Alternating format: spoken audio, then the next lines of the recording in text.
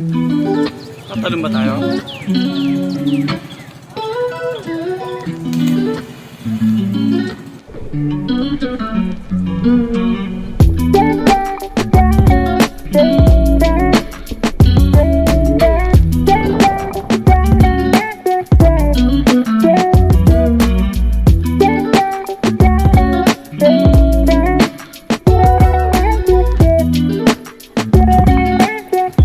So good morning guys, no?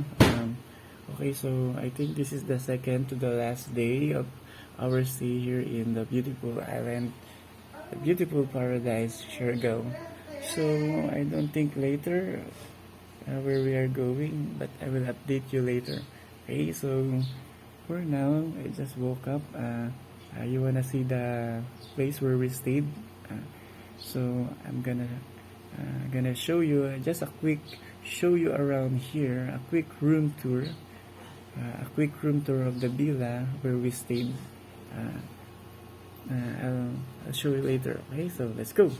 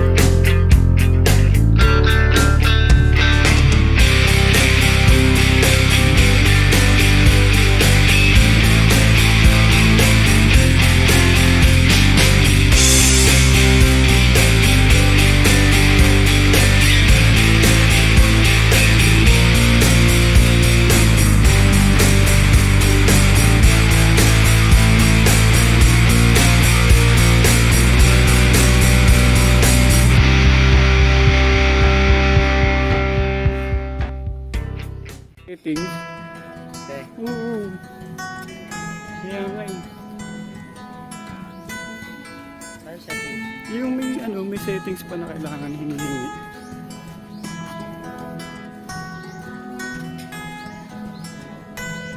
Sige. Yes, sila. Yung pa sila.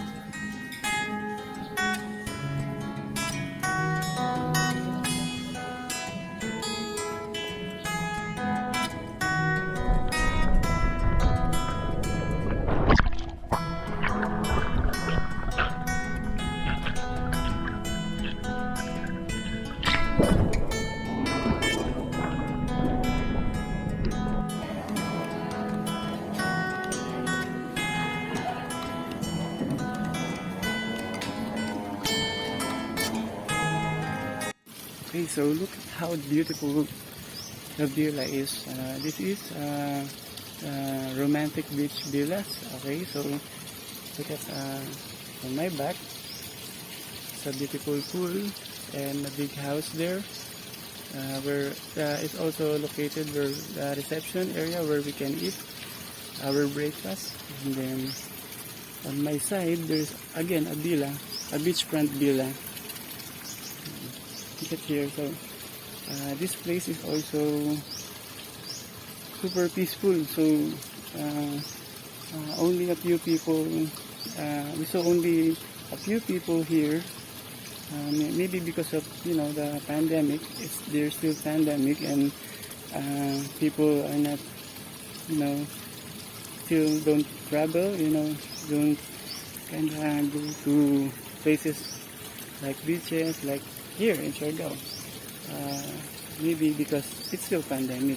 So yeah, but when everything is back to normal, why not? You can go here, visit Philippines, and if you want, go here to the go here to the beautiful island paradise of Siargao po.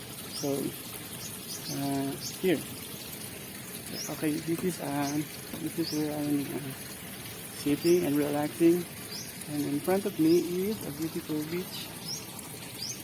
There we go, and then on my back, of course, a beautiful swimming pool. So there you go. Okay, so guys, we are planning to do an adventure. We're planning to do to go to Sugbalagun. Yes, it is actually my first time to go there. So yeah, I'm very quite excited. But I don't have any idea on there yet. I just watch it only on YouTube. So you know, find kinda a few ideas on how to get there, on what the island look like, you know, what the surrounding and the beautiful nature. But you know, I'll do everything there. I'll capture every moment, every beautiful places there for you guys. I will also share my experience to all of you. Yes, you know that. So again, we are still here in the villa. Look at the beautiful beach. Wait.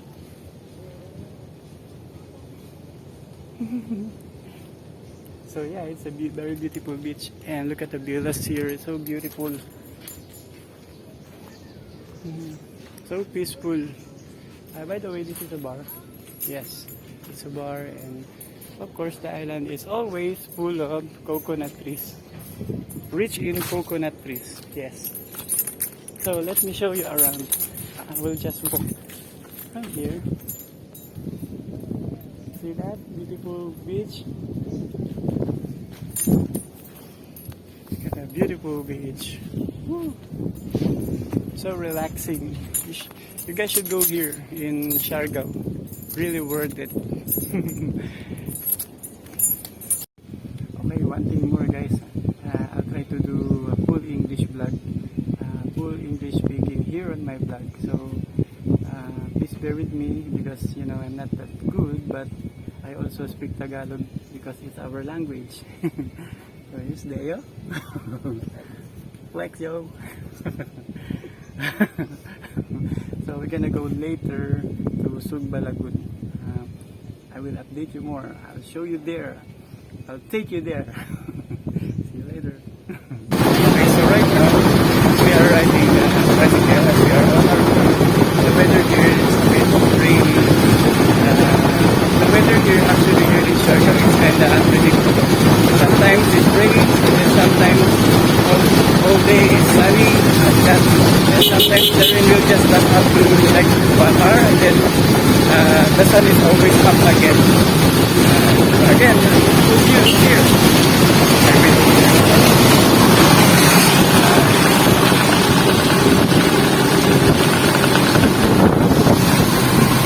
It's raining, but it's all right. We can still go there, and I'm so excited.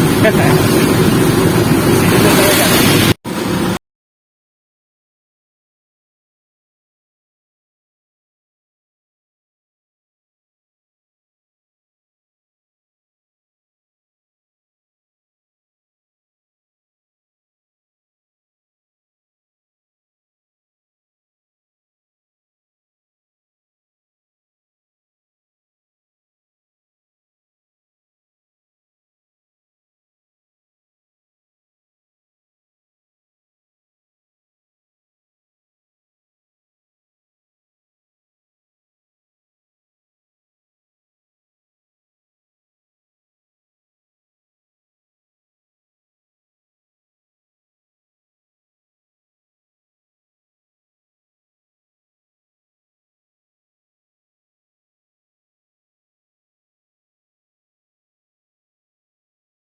So right now we are here where the Sugba Lagoon is located.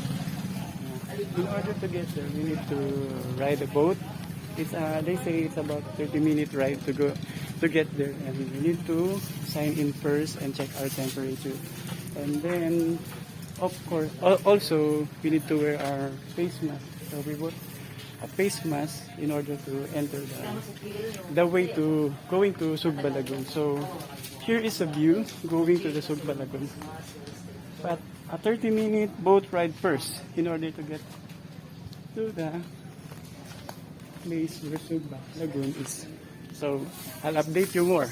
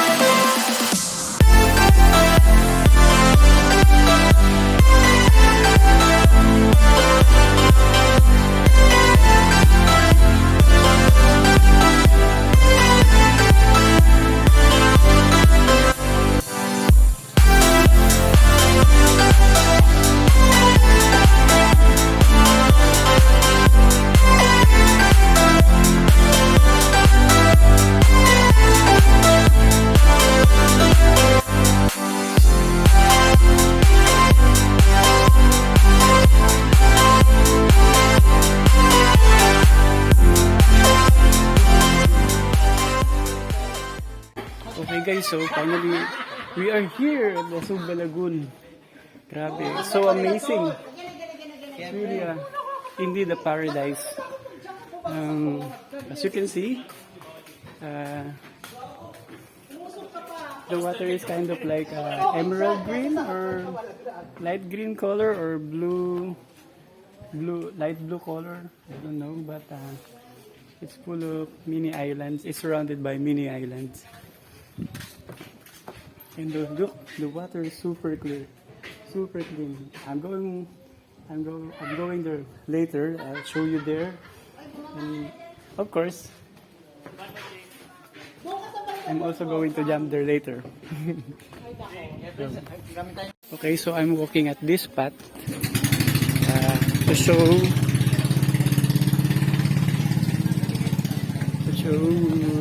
you around beautiful paradise, Sugba Lagoon, here in Siargao.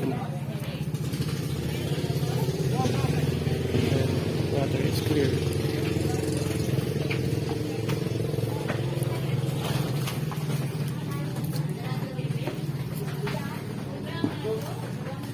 Wow.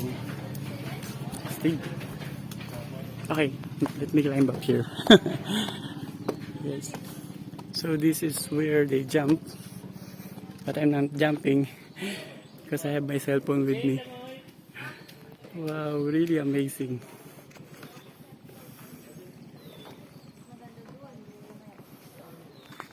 So as you can see, we are here at the view deck.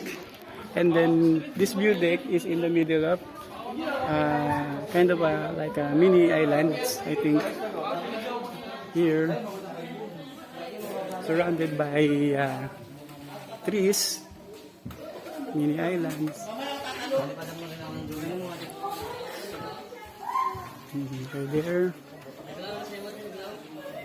Okay. Okay, I'll zoom.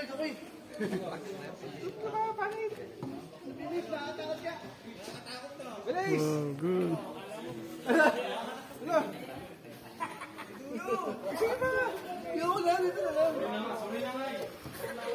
So I also advise for you to, to also visit this Tugba Lagoon too. Really worth it. Really, you'll be amazed. This is really a paradise. Indeed, as for me as a first time, wow, I'm very impressed. Like, wow, everything is worth it in here. Come to Siargao. Please come. Tatalon ba tayo?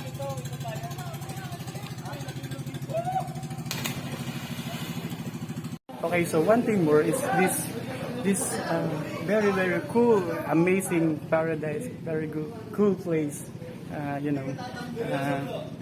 It's really relaxing here. Perfect for those who want to just relax and to unwind. Like the viewing of the surrounding, the beautiful nature. Perfect for those who, and if you have your loved one with you, it's a perfect place to go. Really, I am assuring you, 100%, really worth it.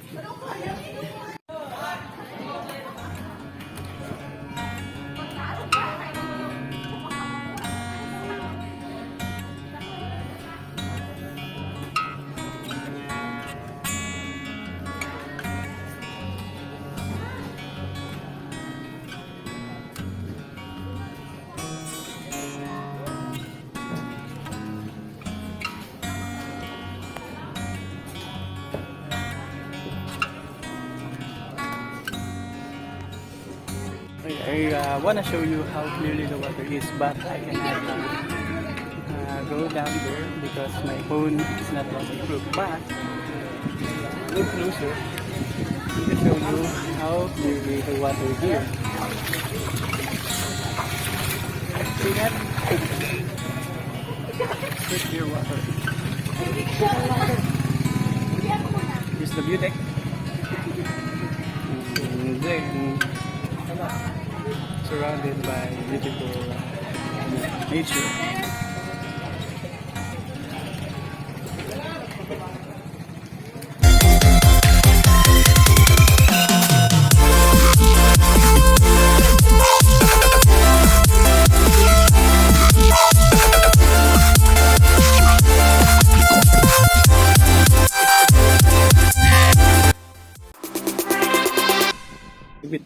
We have to go to Kanhawagan.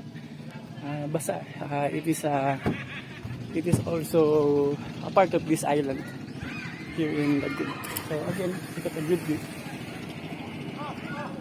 And then boat ride and paddleboard rentals.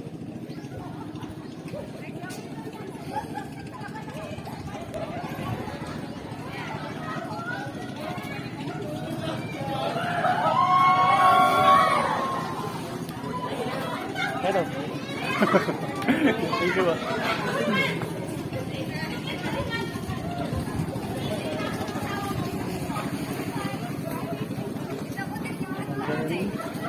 Yung mga labi-dabi. Ay, sana all. Sana all talaga. Okay, so I'll update you more later when we go to Kanhawagan.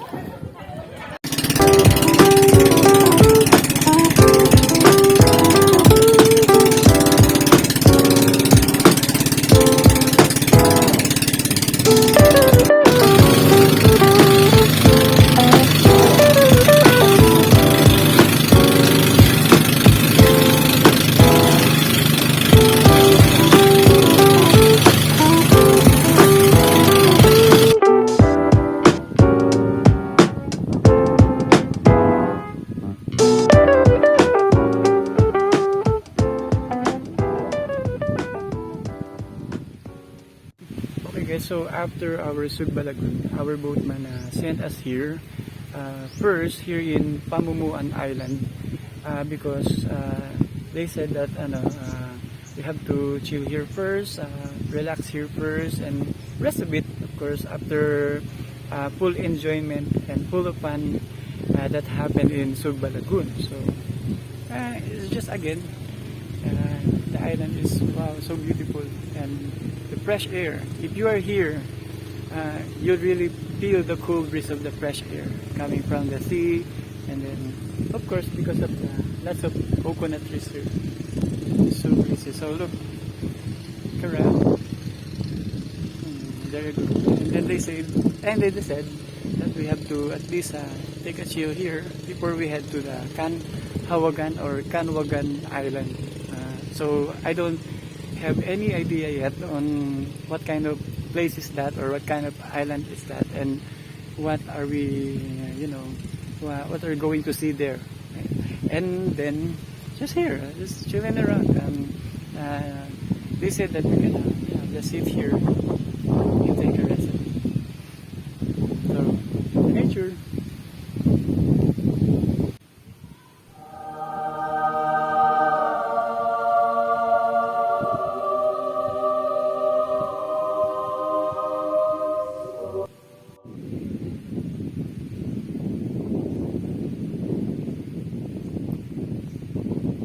Hi po. Tara.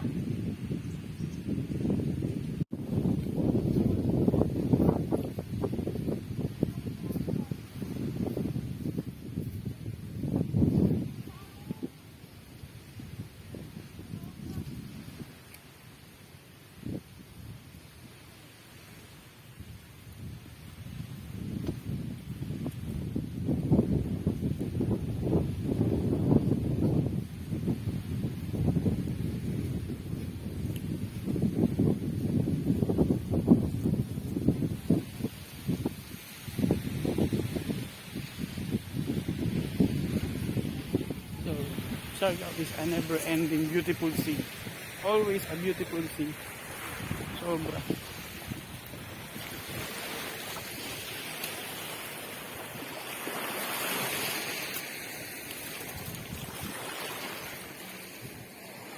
Woo.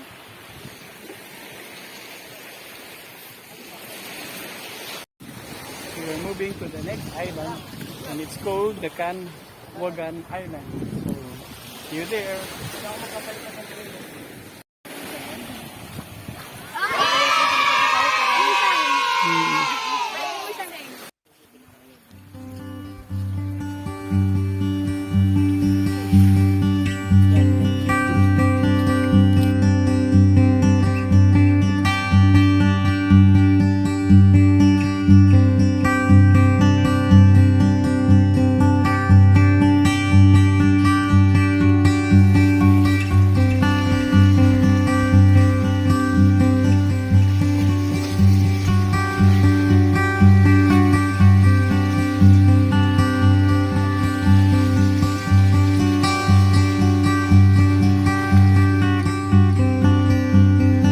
And here we are at the last beach destination. It's called the Kahawagan Beach. The Kahawagan Beach. Okay, again, it's an island. Woo! But wait, there are lots of friendly animals here. Look at the cat. Oh, hello. Hello there. Hello there. Oh, it's a very, very friendly cat. Oh. Yes. Okay, and then I saw two dogs.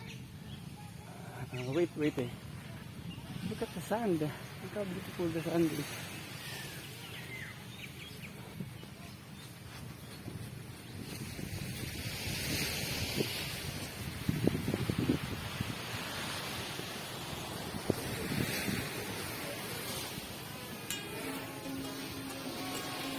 Here is my beach buddy. Hello there, buddy. Hello there. Parang may radyo bultog na kayo, te. Oh, parang may pagkabultog. Awan. here's the other one, the other bunny. Hello, buddy. Come, come, come, come, come, come, come, come. Oh, look at the dogs here. Dogs here are very friendly here in the island.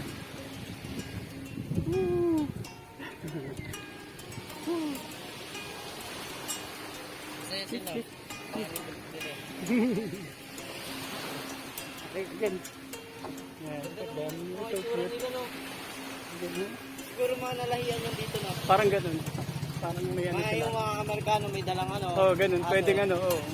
Siguro yung mga ibang foreigner may dala silang hayop. Tapos, ayun. Pinapag-alalan nila dito tapos yun. Yun, nabuhay. Nagkaroon ng ano.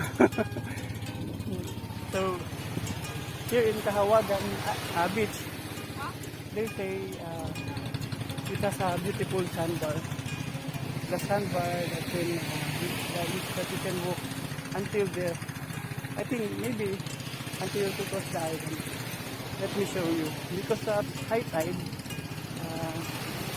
it's not anymore visible. Yeah, but let's see. Let's check it out. Look here. Here's water. Whoa. Oh, I think I can still go there. Look, I can still go there. Woo. So, that's like a Kahawagan Beach, and then let's see if I can still go there. Go for it. Whoa. Look at that. Okay, so grabe. I think I will end my vlog here. We're going to because of going anywhere, our adventure. On our adventure, I get hungry. I think it's time to eat, so I will end my vlog here, and I hope you're all safe. I hope someday everything will be back to normal. So if ever you have the time, visit Philippines, and of course make Siargao as your travel list. Maybe first on the top list. Yeah, why not? Okay, so I always I actually dream of this, like a dream of destination, but it finally happened, and I'm so happy that I love the Philippines. Of course, I'm a Filipino, and then I love how the beautiful nature we have here and the beautiful beaches. Like I said, it's too many to mention. But when time comes and everything is all right, you have to go here. Please go and visit Philippines someday. Yun lang po. Maraming salamat po, and thank you for always watching my vlogs, and please bear with me if I'm not that good at speaking in English, but I tried. Just for you, all of you guys, and please comment, like, and subscribe to our channel, the Flexin Brothers, and I will always update you to more vlogs, and I will update you more to these beautiful places again, if ever I will have a travel vlog again. Thank you so much. Maraming salamat po. Peace out.